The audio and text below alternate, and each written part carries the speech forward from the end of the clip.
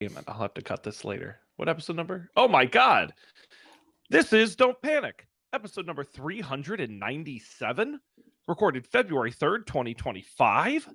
Hello, everybody. Welcome to this episode of Don't Panic, the technology podcast that has no actual plan for the show. I'm Sean Jennings, joined by the two original improvisers, Colby Rabidou and Dan Miller. Good evening, gentlemen. Good evening. Hello, Sean. Don't Panic, the show that makes jazz look like classical music. Oh, that's a thinker. That's a thinker. I like that. It's all about the words you don't hear. Just imagine it. I think so. This is not necessarily related, but a public service announcement I would like to share with you guys and the friends of the pod is that I received a strongly worded email from our website hosting provider telling me that our version of Node.js is no longer supported and I better upgrade it post haste. And I tried to upgrade it and it did not work out of the box. So we're running on an unsupported version of Node. So I don't know, the website still works, but we're past the cutoff date. So I don't know. Anything could happen now. Right. This could be a Y2K situation. I have no idea. So listen, all those hackers out there that think we're vulnerable, think again. Now, Colby, you didn't dutifully upgrade all the NPM packages every day for the last 7 years or whatever?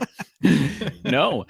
And honestly, this happened, a year or two ago, and it was fine. I just schlooped up to the next version and all was good. But no such luck this time. So grimace. Well, to think this is our second website or third website? I can't remember anymore. Is it the third? It's got to be the third, because we must have started with a website, and then Colby and I built a website, and then Colby built this website. Right. Yes. So it's at least 3. But has this one lasted the longest? I think so. I think so too. Because the second one we built, but then we lost the keys to the website, right? So we had I think so. Somehow we were able to extract the database and then move it over to a new website. Yeah, I don't remember. That sounds. All I remember is that it was we logged in with Facebook accounts, and that is they disabled that version or whatever. Oh yeah, right. And that's what is that why we had to build a new website, because we couldn't log in with Facebook anymore? I think it was you would have had to have ripped the whole thing apart and redo it to fit whatever their new login system was, and we were not worth it. Right. But it was worth it because we have a great website that may still work. Yeah. Your results may vary. Yeah, I mean, maybe it's time. We're on some sort of log scale of building a new website, right? I will say, features of the current website include a phone number that doesn't exist anymore. It also includes a Pix system that we don't really use anymore. It's great. I love it, but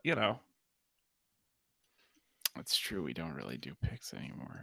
Not going to complain. I still This Week in Pixtory is. It's so probably good. One of my top 3 technological. It's still really good, and I still look at it and smile. Yeah, because I go, I remember that. Me too. It really brings you back. Good time. On this day, on February 7th, 2018, Colby, you picked Earl Grey tea. Good pick. Actually, in February 5th, 2019, Dan picked Sensor Push, and I still have and use my Sensor Push that I got based on your recommendation. Oh, look at that. Oh yeah. And I think that'll be part of our discussion tonight. Actually, that was 6 years ago. I must have got it more recently than that, because I've never changed the battery and it's still Are you sure it's working? Oh yeah, no, I check it all the time. We had some heat drama this year, like in December, where the heat was like sort of working, and then we had that weekend where it was like 6 degrees all weekend, and the heat was like, it became apparent that the heat was not actually working because it was getting down to like 50 degrees in the apartment. But it was very useful for that because I could confirm that, it was in fact very cold in the apartment. The data to prove it. Well, this is such a good natural progression that I'd rather not wait. Let's dig right in. Colby, like 3 months ago, which is like 2 episodes ago, you had mentioned that you want to talk about smart home sensors, specifically around temperature and our experiences. Do you remember that request, or am I just making that was this up? me making the request, and That was Colby you said making he could fulfill the request. That's right. Nice. So Dan, what's your thought? What's your conundrum here? The texts are in session. Well, it's funny that it sounds like Colby's solution will be a thing that I originally told him about. That would be very us. Full circle. Here's another funny thing. Okay. But yeah, so my conundrum is we are putting together the baby's room, and I suspect that the baby's room is very cold sometimes. And I know that sometimes it is, but I don't know how often it is very cold. And I would like exactly what Sensor Push does. I would like a graph of temperature over time. And I suspect in the summer, and Colby can probably confirm, that sometimes that room gets very hot. And so that might also be good to know, but I don't have time. I wish I had this data historically. Here's a fun fact, Colby. 2 questions. How much do you think a Sensor Push is on Amazon right now, if you haven't already looked? Just one. $40. No, that's a good guess. It's $70. How much do you think it was when I bought one in 2019? $30. $40. Wow. $70. Did they stop making them? No, the website's still around, it looks like. Or at least that's on Amazon. What is the website selling them for? No, the website just takes you straight to Amazon. Tariffs, man. Oh wait, this is interesting actually. If you click on the Sensor Push, like go to website and you click on buy now, it takes you to Amazon. And on Amazon there are 3. And the bottom most one is the one that I bought, and it's only $55. Oh, maybe one of these says water resistant. Oh. And one does not. Interesting. Okay. So I'm pretty sure I got the non-water. Oh yeah, I can see what my purchase history right here Yep, in the Amazon results. I got the non-waterproof. Yep. So yeah, but it does. I guess this is fine.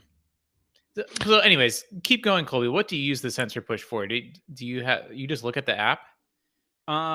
Yeah, I just look at the app. A while ago, a year ago, 2 years ago, my parents put up like a little greenhouse, and my mom wanted a temperature sensor to keep an eye on the greenhouse, and so I wanted to get her like a connected one, but I did not want to just like choose at random from Amazon. So I bought several. And I got a Sensor Push, and I got 1 or 2 of the Eve ones to try, and I think I tried another one too, but I don't remember what it was or if it was successful. And I liked the Sensor Push, but it didn't work. Perhaps I'm surprised. Like their greenhouse, it was slightly too far away for the Bluetooth, so the Sensor Push didn't work. And so I kept it for myself. And for no particular reason. I think for a while we put it in the refrigerator, like I use it for debugging a lot. So a while back, like, remember my fridge died and we had to get a new fridge. Like, when the fridge was being weird, I put it in the I put it in the fridge and I was like, oh yeah, this is not cold enough. And then after we got the new fridge, I just put it in the fridge to see if it was working, and it was working. And then when the heat was being weird, I took it out and I put it in the bedroom to like measure the heat. But I ended up giving my mom the Eve one, which was nice, but unlike the sensor push, the battery definitely does not last for multiple years. And the battery did not, it would last for like some months, but it was like not long enough. It was like annoying how short it was. But the Eve one was nice because it did the new protocol, like Thread. Is that the new smart home protocol? Matter over Thread? Yeah. I think Matter is the protocol and Thread is the transport mechanism or something. Like Thread is of course, it's so obvious. Duh, Sean, get it right. Thread is like Bluetooth or Wi-Fi. It's like, whatever the radio waves that are shooting through your body. And so that was nice because Thread could get further. It reached the greenhouse most of the time. But this turned out to be a failed experiment all around because in the height of the summer, the greenhouse got too hot for the thermometer to function. So it's just like, it would just shut off right when it got, which I guess in a way that tells you that like, yeah, it is over 110 degrees in the greenhouse, but it didn't really do the job. So I failed in my quest. But I did acquire a sensor push that, is good for putting in random places. Yeah. Nope, Dan, you're on mute. Crushing. I'm going to have to look for mine because I totally forgot about this. You have to tell us if the battery is still chugging. And if it still has all the years of temperature data from whatever drawer it's in, right?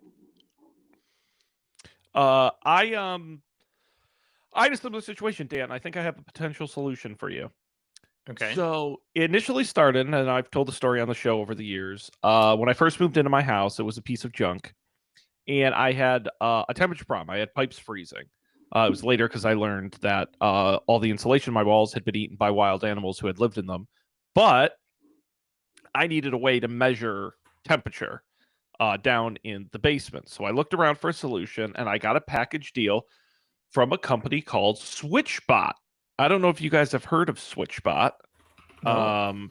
They've been around for a while. I'm going to paste the link here. And they make a whole bunch of different smart home stuff. They're probably best known for the little box that like clicks the switch for you, if you've ever seen that. That was kind of their first big thing. Their other one is they have the robotic curtain open and closers. But they do a whole bunch of smart home stuff.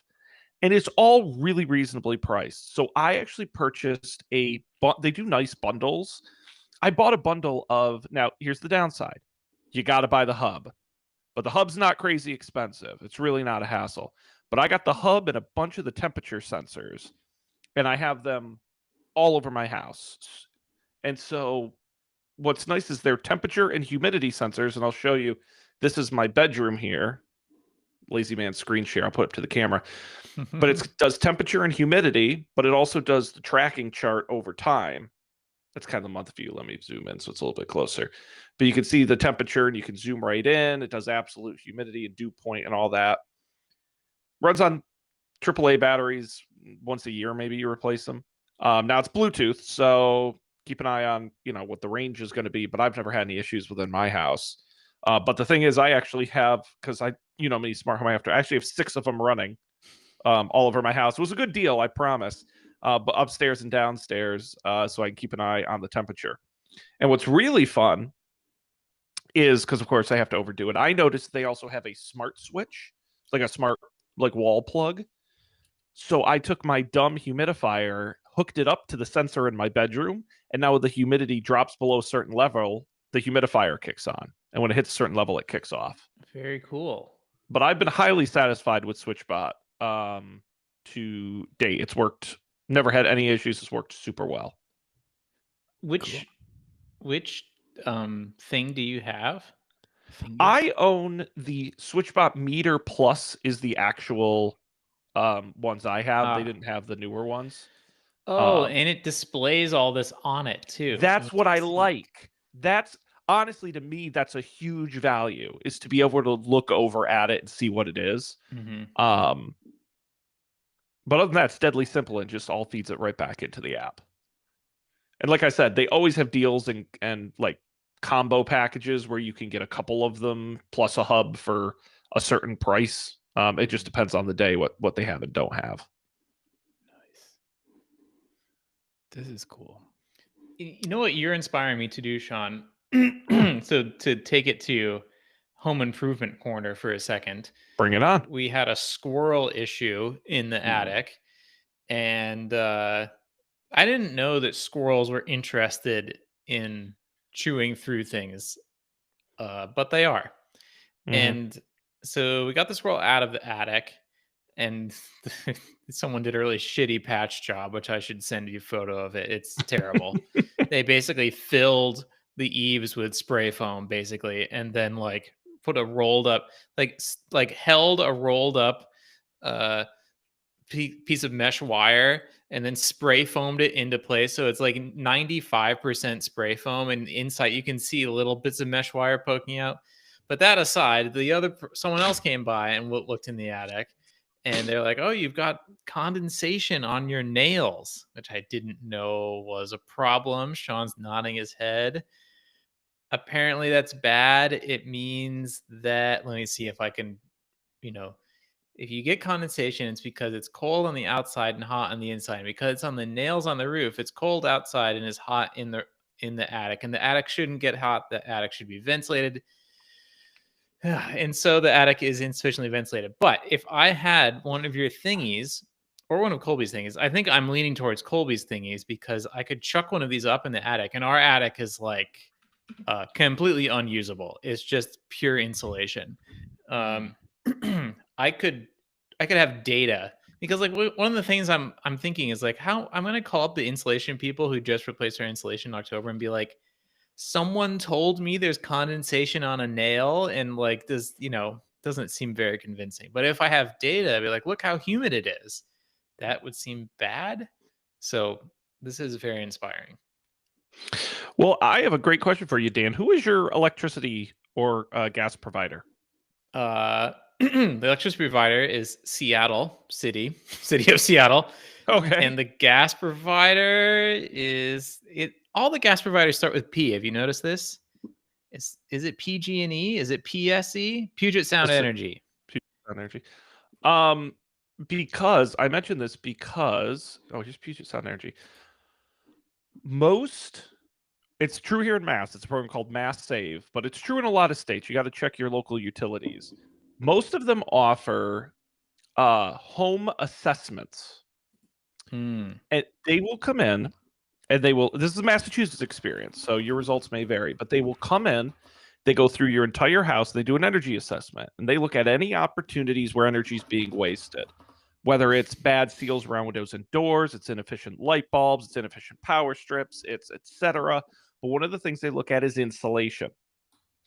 And they offer, again in Mass, a lot of shit for free, because technically you pay a fee to your electric company that then goes into the pot that pays for all that. But that was one of the things that happened in my house. Is they came in, they did the assessment. One of the reasons I had to replace all my windows, because they're like, these are the shittiest windows I've ever seen. I'm not kidding. A very small anecdote. They do a test where they basically close all the windows and doors except your front door, where they put a big like rig in the door frame with a fan, and they can actually measure like how much air is sucked in and out of your house when it's sealed. It scored below zero. It scored so low. He's like, I can't get a number. That's how leaky your house is. But anyway, they came and put in a whole bunch of new insulation in my attic for free. So, because it was inadequately insulated. I don't know if that's true for venting, but what that says to me, Dan, is in the summer, your attic is going to get very hot. And because it's not vented, it's going to overheat the house, and you're going to use more air conditioning. And so I would think that's an energy problem that a program like that might address, whether that's to add venting. Again, totally varies by where you live.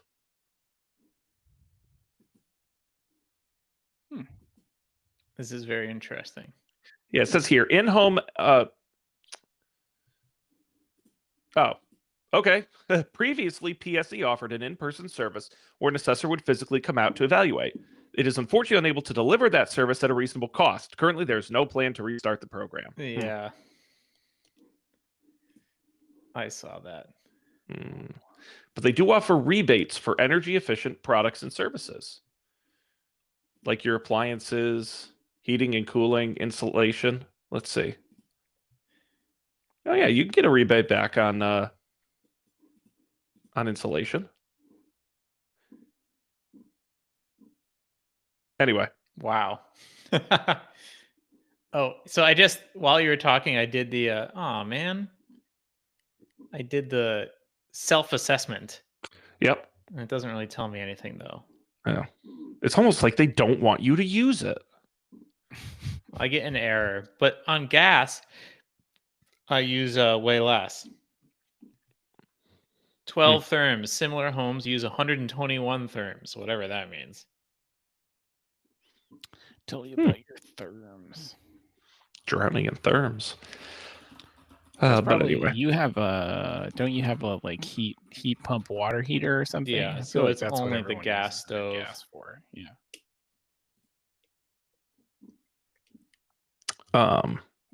The other thing is you can get a switch spot motion sensor and put it in your attic to alert you when there's squirrels.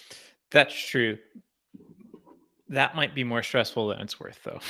Well, yes, A, that's terrifying. And B, imagine having to like change the batteries on that. That just sounds like a... Yeah.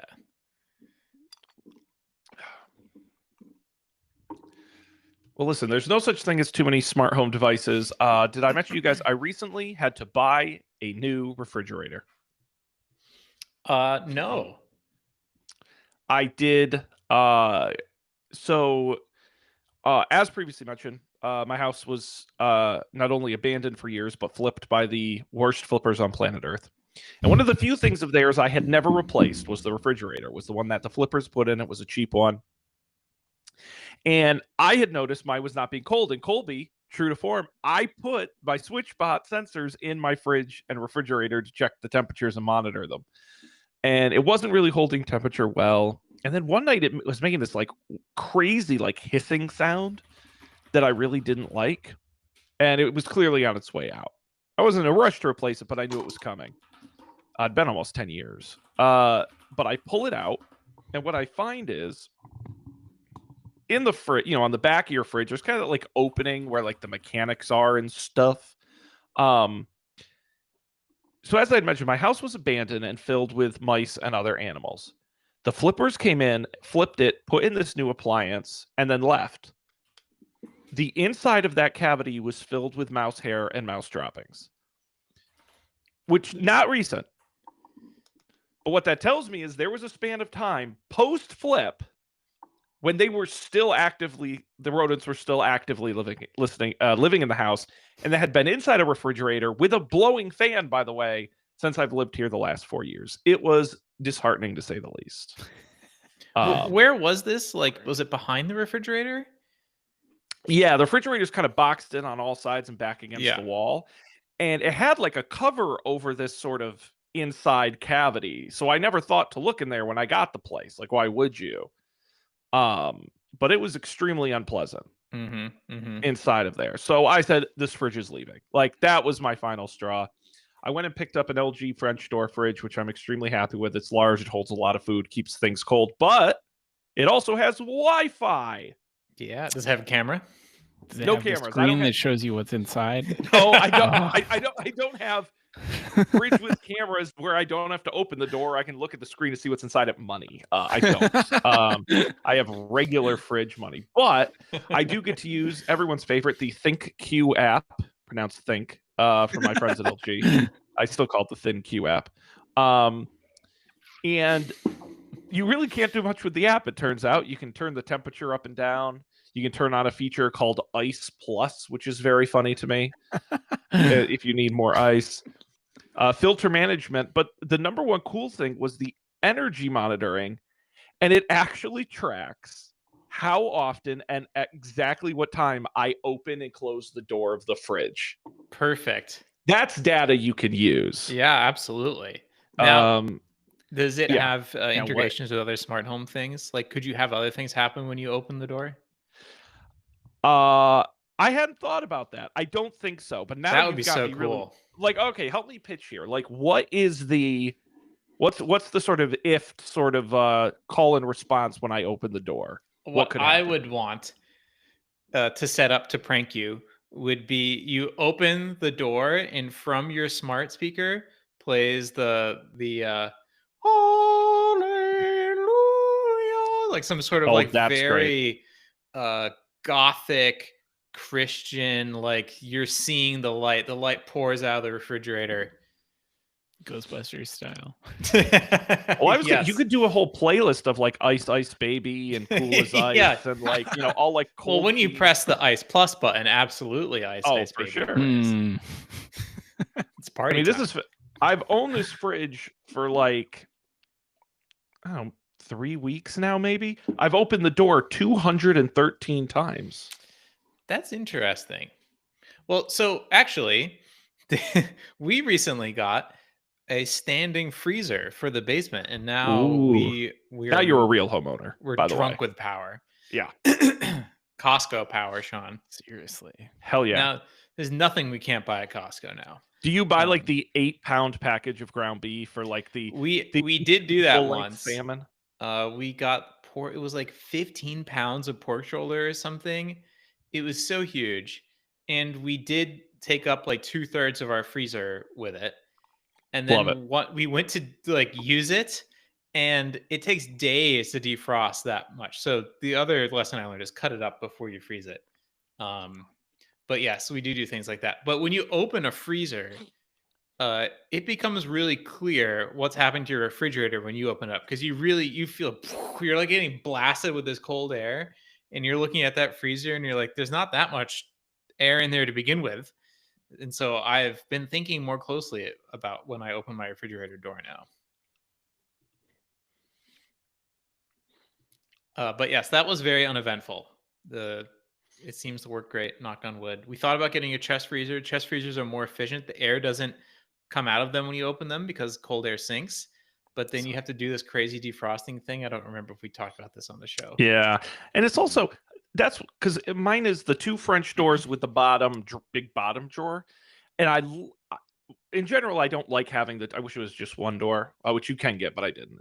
But I love the space. Like, it's super huge in there. I have like 8 kinds of LaCroix. It's awesome. Now, do they do French doors because then it's not as open when you open it? Do they expect people to only open one side? I don't know what the actual advantage of a French. I always assumed it was just a design thing. I don't know if there's actually any like energy benefits. That would make sense. Yeah, I guess, but I almost never know what side. Unless I'm getting the milk, I don't know what side of the door something is going to be. And maybe it's just a habit or because it's impressive, but the first thing I do is just reach up and pull both. Like, I never think to just, you can just open one. No, I just open both.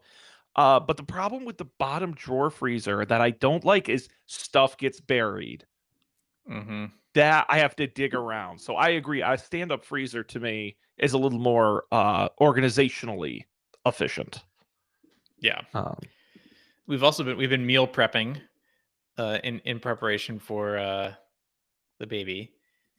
And so we got freezer bags. We're thinking about getting to be vacuum sealer people. We're not sure yet. We got freezer bags. We're filling the freezer bags with labeled and dated bags of inevitably brown goo. It's like beef stew, curry.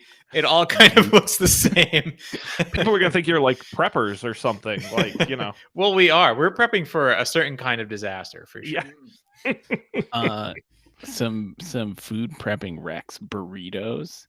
Lena was just talking about burritos last night. She wants to make breakfast burritos. Lasagna preps well. We thought about lasagna, but you can just get the humongous lasagna at Costco. There you go. You can pre-purchase your prepped lasagna. Now, I bet Laura knows things about vacuum sealers. Oh, we have a vacuum sealer. Okay, so pitch me on a vacuum, or do I need a vacuum sealer? Like, what's the deal? It's nice if you say buy 15 pounds of pork shoulder and want to cut it up and then freeze it. Like, yes, that's the kind of thing we use it for. We also do the sous vide thing, so like we use it for the sous vide thing. That is like the primary purpose of the vacuum sealer. All other things are secondary. Here's speaking of sous vide, one thing you're not supposed to do when you are pregnant is take hot baths. Like they can't typically be over like 100 and something degrees, and typically hot water comes out at 120 degrees. And so it's a pain in the butt to try to dial this in with like a thermometer.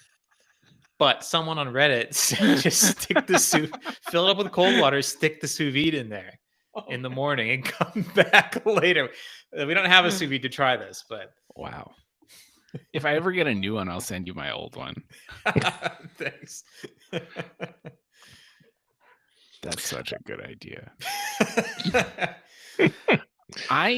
When we were on our honeymoon in Mexico, there was a hot tub, which was like people would use during the day, and it was like 90 degrees in the sun. People are sitting in the hot tub, but like we were like, sitting by the pool, and I'm just like, hanging out, like looking at these people who are choosing to be in the hot tub, and I couldn't, like, the image entered my head. I could not shake it for the rest of the trip that they were like in soup, like like making stock, like people's stock, boiling right.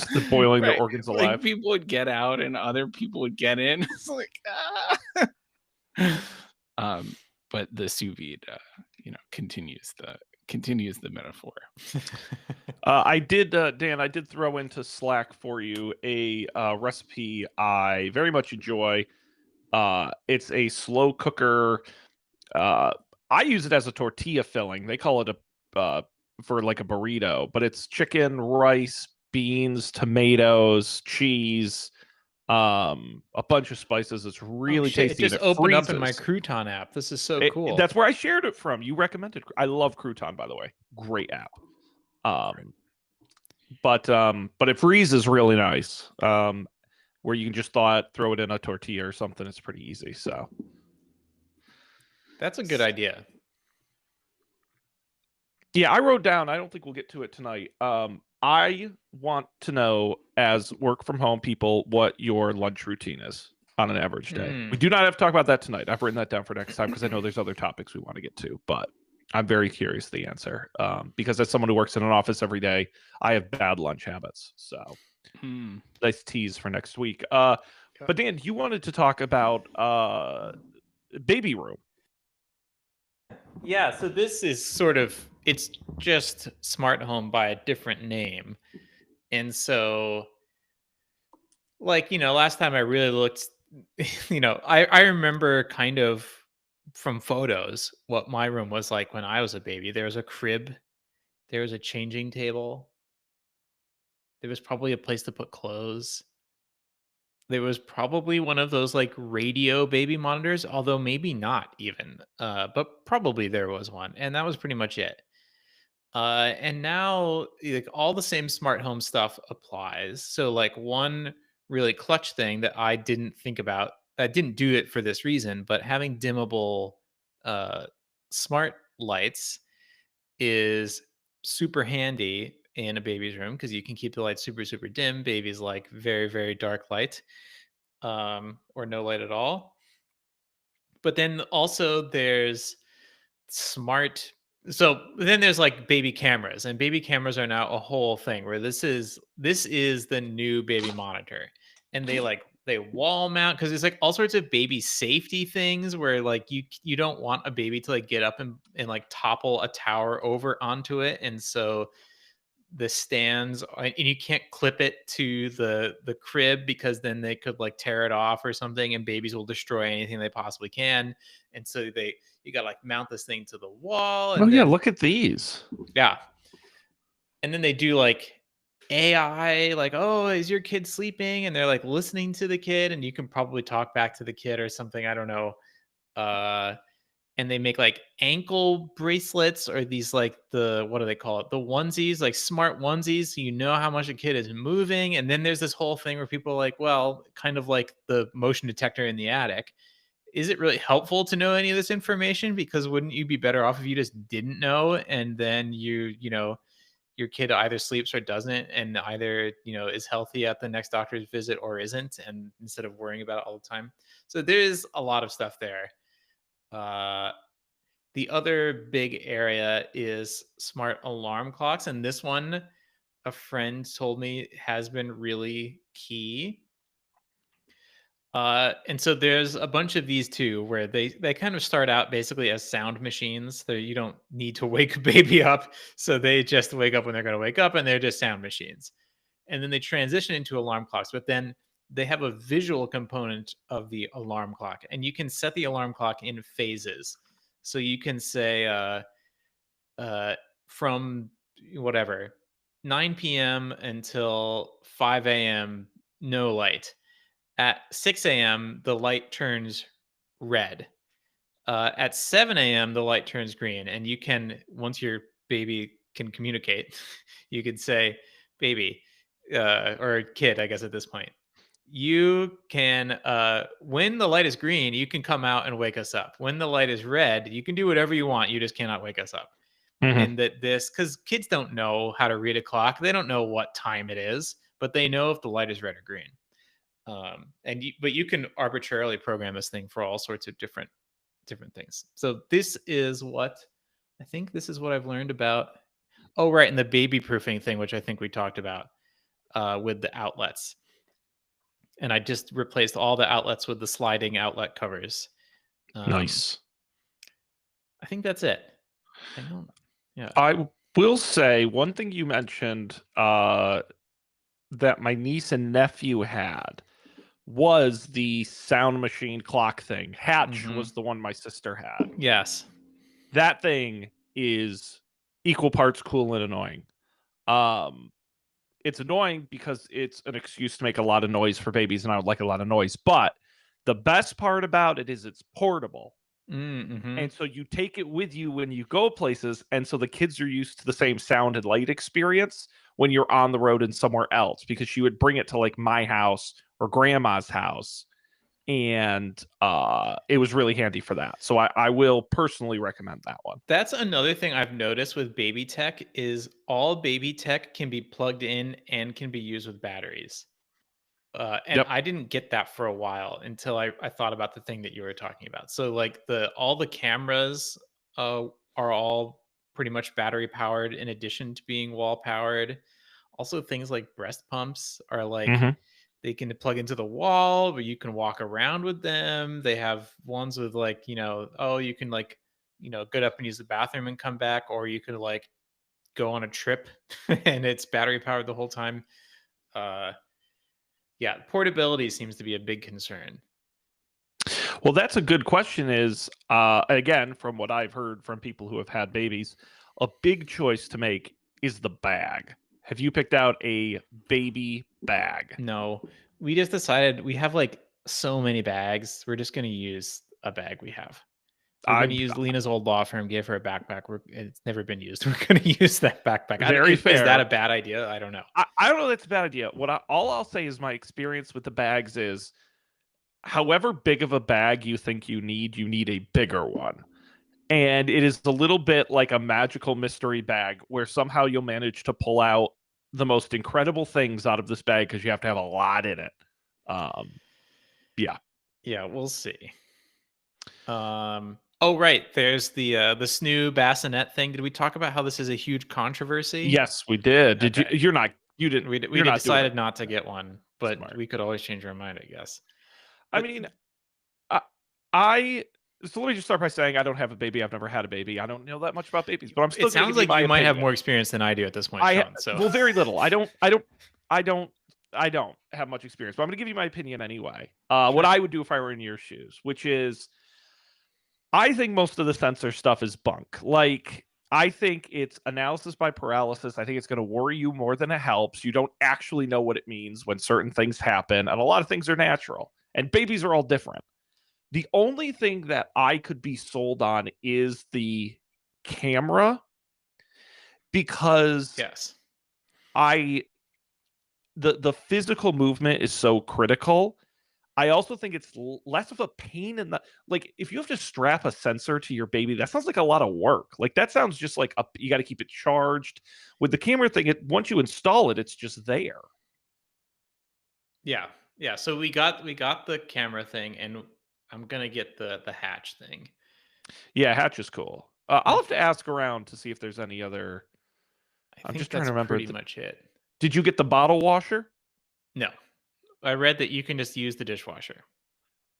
I talked to somebody who recently had a baby in the last 2 years, and what they said to me was they said the exact same thing you did, Dan, and then they were so happy they bought the bottle washer. Okay.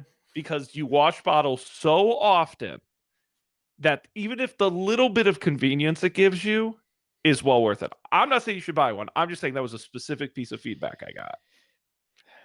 Because they also they said that's like the one sort of unnecessary thing that they actually are very glad they got. Well, we ended up accidentally getting a bottle warmer. So here's the other thing that we've been, I guess this is kind of a tech tip.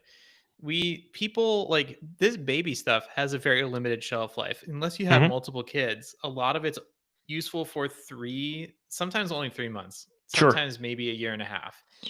And so the turnover rate with these things is really high. And you can go on Facebook Marketplace or whatever your thing in your area is and find. So like someone gave us a bag with 2 breast pumps, a bottle warmer, like 6 bottles, these like milk freezing bags, and a bunch of other shit for $50. It was easily like over $300 if you bought all of that stuff new. So we got a bottle warmer through that. We didn't want it. It was just it was included with everything else. But what I'm going with this is we have over 12 bottles so far. Wow. And so one of my thoughts is like, could I just, if I got it to like 24, right? Like the baby feeds, like maybe for some amount of time, the baby isn't using a bottle to feed. Maybe it's using 100%, but hopefully somewhere in between. And so if you could go 2 days without having to wash any bottles, then the dishwasher thing seems viable. Then it seems like once a day you run the dishwasher and it would be okay. So that's my current strategy, is just to get a shit ton of bottles, which unfortunately are going to be all different brands with all different tops. So that's going to be the downside of this approach. Your child will be a creative eater. We'll put it that way. Well, it won't be picky. It won't be picky. See? And see, this is is this like one of those things that's going to traumatize your child for the rest of their life, and they'll be talking about it in therapy? I had no consistency as a child.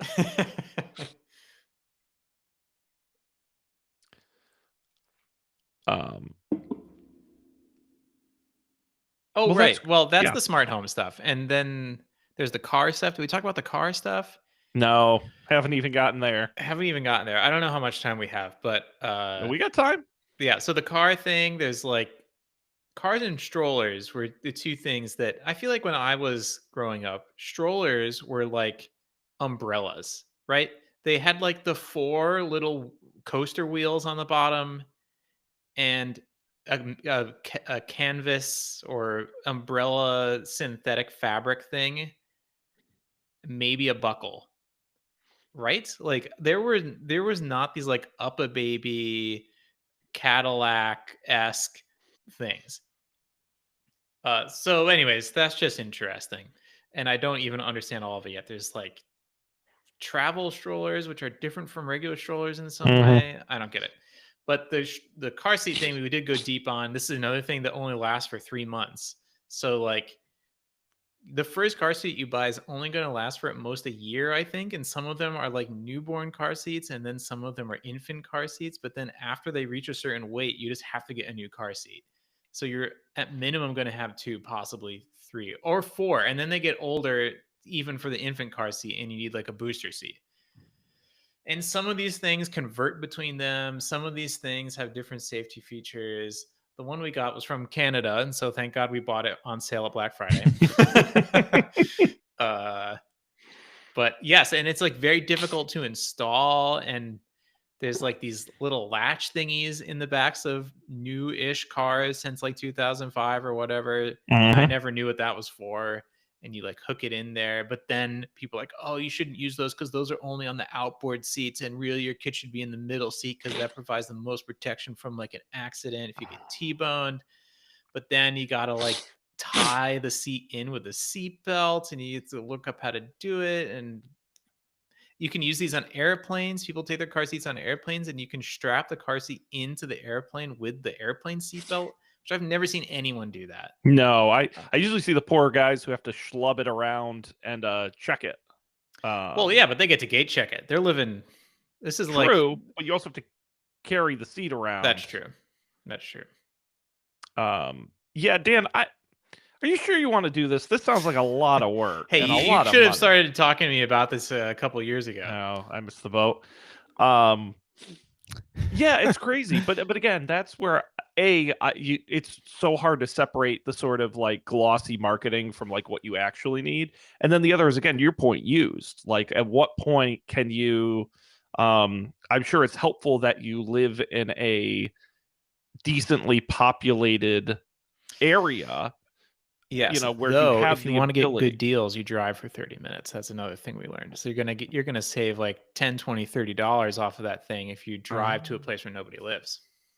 So it cuts both ways. Very smart. Yeah, this is kind of a good tech question. Where do you look online for these things? Is it like Craigslist, Facebook So this Marketplace? is all Lena. So we would really need to bring her on. I know she uses Facebook Marketplace. I know she uses shit. I would think they're like local mom groups. Yeah, so there's a thing, and I don't know if this is a thing everywhere, that are in Seattle called Buy Nothing groups, and each neighborhood has its own Buy Nothing group on Facebook, and that's where we've gotten a lot of stuff. But that's not where you're going to get the cheapest stuff. The cheapest stuff, you want to go on Facebook Marketplace and drive 30 plus minutes away. So yeah, Facebook. What was the other thing called? I can't remember. I'll look it up. Yeah. Are you Colby? Do you do like Facebook Marketplace stuff at all, or? I don't usually buy stuff, but I do sell stuff on Facebook Marketplace sometimes. It's like usually pretty effective. It's nice around here too, because like, the people are just gonna like walk to your house, right? So you can. I mean, I don't know what it's like elsewhere, but like usually, things turn over pretty quickly. I sold my old Apple Cinema display on Facebook Marketplace. Yay! Which was like, got a decent amount of money. I also I wanted to get a new carry-on luggage, and I sold my old carry-on luggage. That was great. And then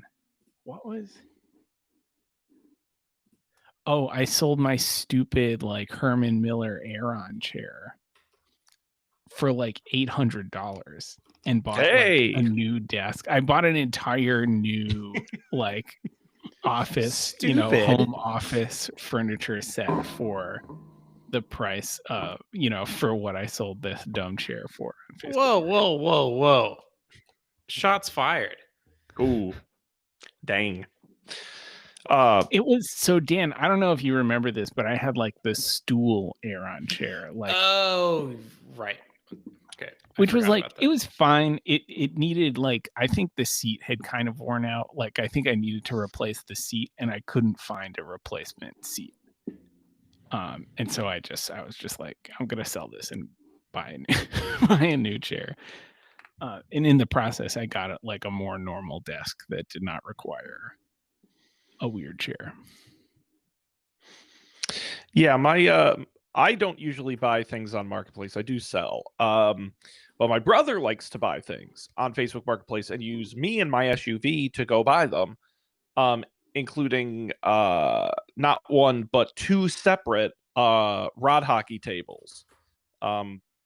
Which are like it's like foosball, But hockey. but Yeah. hockey, where the Did you little say player rod hockey? rod hockey is what they're called. That's the Does most Does New it England thing have, I've like, ever a heard of. dome over the Well, that's the so hockey actually, rink? believe it or not, there's two different kinds. These are the stupid. That's called bubble hockey, and it's Oh, the same mechanics. It just has a cover. Otherwise, it's rod hockey. And he made me go get one all the way in New York, and then like 2 years later found a better one and made me go get that. So in uh, New York. I'm a huge sucker New York City. for stupid rod hockey. Anyway, you know where I have had good luck recently with electronics is eBay. I've actually been Oh. pumping out like low dollar items aren't efficient to ship, but I had my old Meta headset that I sold for decent money. I had like an old USB-C hub that I sold. I upgraded my keyboard. We talked about this. My old one is worth good money, and there's no way you're going to see this on camera. The entire inside of it is full of cat hair. I have to take off every single key and clean it before I can sell it. I hope that eventually happens. Otherwise, it's just been sitting here. I thought you were going to say the entire inside was full of cash. Oh, well, listen, when I sell this on eBay, might as well be. Yeah, no, it's just like literally if you look through the keys, it's like a coating of cat hair through the whole thing. So not great. Not great. Amazing. Yeah, Facebook Marketplace. You guys, I have one technology announcement that I think I forgot to tell you about. Ooh. I changed internet providers. You can do that? Yeah. I'm beaming to you via Starry now. Not I Starlink. rushed to Google. What? Not Starlink. Star E. No, Star I think E. I think they're like a semi-regional internet business. Well, look at that. Yeah, but they've been available in my building, and when they were first available, the speeds were kind of low. But now they have higher speeds, and the thing that really sold me was for an additional $5 a month on your plan, you can get an extra 50 megabytes of uploads or megabits of uploads. Wow, So that's not bad. I have 100 megabits up, which well outstrips the like 18 I used to get from Comcast for my $120. Maybe this is why your volume is coming through so much louder. You do seem crisper. Maybe that's why. It's all the extra bits. Because you used to get like blurry once we started recording, and you actually do seem crisper. It was terrible. Available in Boston, Denver, Los Angeles, New York, and Washington, D.C. Yep. So can we saving like $50 a month now. Man, I wish I lived in a place that was cool. Could you guys humor me? Because now that Cole's brought this up, can we all get a speed test right now? Let's all run uploading. Yeah, oh yeah, right now. And what are you a fast.com guy or are you a speed test guy? I'll dealer's choice. Fast.com works way better. All right, sold. Do you want upload info too? Oh yeah, because I just updated. I know we did talk about this on the show. I got all my new networking equipment, and so I'm curious how it's running this evening, because it has been a pretty big improvement. But because I'm on Comcast, I pay for, I believe it's just under a gigabit. It's like not a full gig, but it should be pretty darn close. So let's see here. Here, I'm gonna put it in Slack. All right, I've got mine here. It's I am 630 down, and I am 26 up. 900, 920. Oh, 920 up. Yeah. Oh my God. That Fiber, baby. 2? Look at your latency. Dan, are you like, is the entire internet like next door or something? I mean, I do live near where Amazon. the internet is? Yeah. Yeah. That's crazy. The internet, the Space Needle is actually where they broadcast the internet out. Is The people on the other side of this hill, they get really shitty internet. Yeah. That makes sense. That's crazy. I've never seen that. That's one of the highest uploads I think I've ever seen in like a home. I'm Damn, pretty Colby, sure look at like that. you can get FiOS across the street from me. Isn't Oh. that terrible? It's I like their trucks are always outside, like fiddling with cables, like on our block. Yeah, but not in our damn building. Now, could you find someone who lives across the street who'd be willing to put up one of those little point-to-point things, and you just hang something out your window? Right. It Right. would Little probably microwave be dish almost as and- fast. There's no trees in between, those two places. You'd be Right. great. You'd be golden. No, it's true. It's just a parking lot back here. Maybe the church has FiOS. At the speed of God. I'm receiving a message from God. So fast. Yeah, that's my problem here is they're going town by town and putting in fiber like independently, and they're just never going to get to my town. And so it's like wildly inconsistent. Although, you know what, I can live with. I'm more annoyed at what Colby pays for his. That's more annoying to me. I don't need a gigabit of speed. I just don't want to pay what I pay for it. Yeah. Now, are you two on Ethernet or on Wi-Fi? I'm on Wi-Fi. Colby, you're on Ethernet. Sean, you're on Wi-Fi. Yeah, my new mesh setup is awesome. I'm surprised, yeah, because it says that Colby's server is in Boston, so like 80 milliseconds.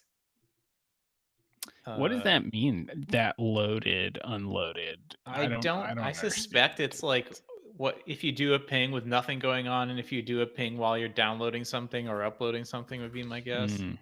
Yeah. So one of the interesting things about Star is I think in certain or all places they do they do that point-to-point thing for their infrastructure too, and that is like how they they make it cheap. Right, it's cheap, and they are able to operate in cities like Boston where they can't it's a huge pain in the ass. We don't want to do the big dig 2 for fiber. Yeah, for internet. Right. For the big tube. The other thing I love is if you look at the bigger and screenshots, diggier. we each have they say the size of the test files that they upload and download. And Dan's is like, yeah, we're just going to upload almost a gigabyte's worth of data. Your shit's so fast. I'm like, oh, that's cool. Yeah, just a Cloudflare has a test. fun one too, I think. I never really noticed that. That's fun. Cloudflare speed test. Yeah, Cloudflare. I love a good speed test. I couldn't resist. you get even more data. I love that kind of nonsense and figuring out how all that works. Guys, we're just about out of time here. Is there anything we haven't discussed that you would like to discuss? No, but it sounds like we have some good upcoming topics. I want to talk about. So, what was the other thing we brought up? Lunch. I want to talk about lunch. Right, lunch. I want to talk about my new approach to technology. Dan's new approach to technology. I'm gonna write this down. Yeah. There's probably more baby stuff we could talk about. Yeah. So no, this was a great episode. Very, very productive. Well, and the great thing, Dan, is I can tease even more coming up. Not only is the show on a fast track to success, but our sister show Up for Debate has one of our biggest months ever coming up in February.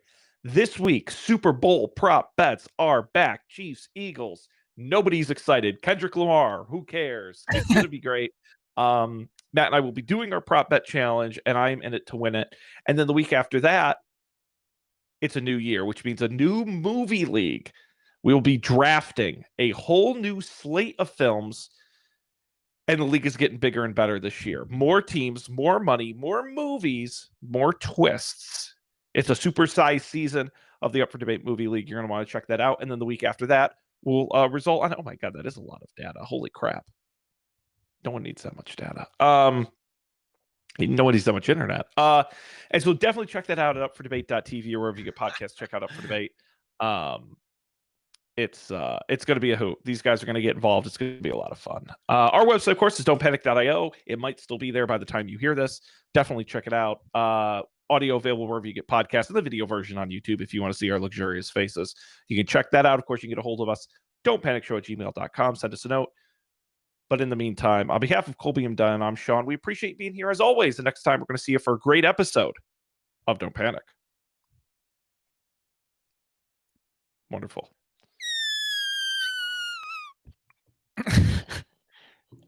This is I really enjoy this unnecessarily detailed speed test. That is so funny. They even say like video streaming, great. Online streaming, great. Video chatting, great. Where does it say that? Oh, yeah. Oh, mine just says good.